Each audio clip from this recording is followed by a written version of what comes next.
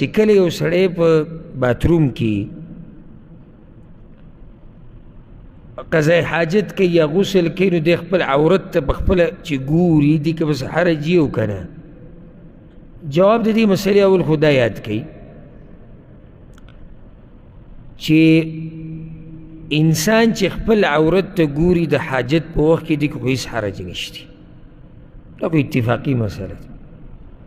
لکه علاج استعمالی، دوایی استعمالی، دغه شان قضای حاجت په وخت کې صفایي کوي، د غسل په وخت کې صفایي کوي، د کوروالي په وخت کې او نظر ولګي نو دا هغه عذرونه دي چې دا مقبول دي، هېڅ خبره نه ده.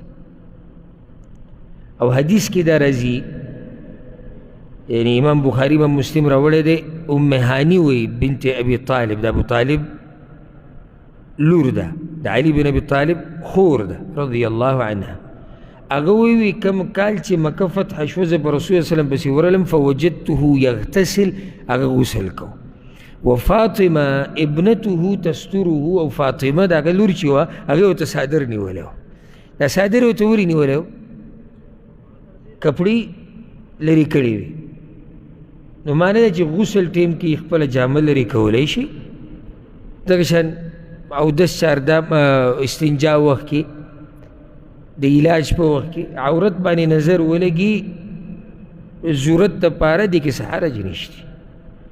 راشه دې مسلې له علماو دا ادب ذکر کړی دی بیا، یعنی دا اوس د ادب خبره ده، یعنی که بې ضرورت هم د چا په خپل عورت نظر ولګي ګناهګاریږي نه، خو خبره د څه ده؟ د ادب ده. ادب دا دی، ادب دا دی چې بې ضرورت خپل عورت ته مه ګوره. او دا ادب د چا سره دی؟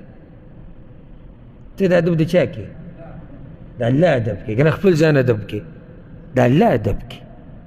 شریعت ګوره موږ ته وایي چې یعنی نظر اوچت ساتئ، کارونه درانه کوئ او د سپکو کارونه ځان لرې ساتئ. په سپکو کې یو دا دی چې سړی خپل عورت ته بې ضرورته ګوري، او په دې به زه یو دلیل وښیم، بلکې دوه به درته پرې وښیم.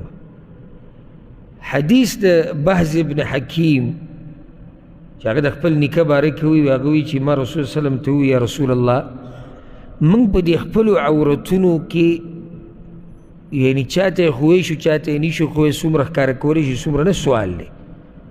امام ابو داود دا حدیث راوړی، رسول الله صلی الله علیه وسلم ورته ویلي د خپل عورت خیال ساته سوای د خپلې بیبي نه، یعنی چاته یې نشي خوی الا دا چې ښځه یې ویني دا عذر دی، د دې اجازت شته.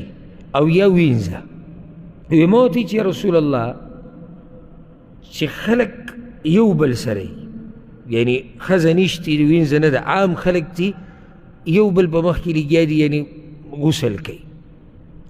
رسول صلی الله علیه وسلم ورته وی چې څوک یې وي نني خپل عورت په چاته نه ښکاره کړي، دا پټ ساتي. وی ما ورته چې یا رسول الله اذا کان احدنا خالیا، که یو سړی ځان لري یوازې لامبي نو بیا وی الله احق ان یستحیا منه من الناس، چې د خلکو نه عورت پټ ساتي د حیا د لاسه، نو الله خو ډېر حقدار دی چې د هغه نه ته دا حیا وکړي، نو الله ډېر حقدار دی چې ته دا حیا وکړي. بې ضرورته که ته دا د حیا خلاف دی. امام ابن ابي شیبه ابو موسی اشعري رضی الله عنه باره کې دوه اثر راوړي دي او دې ته غوږ کښېږدئ.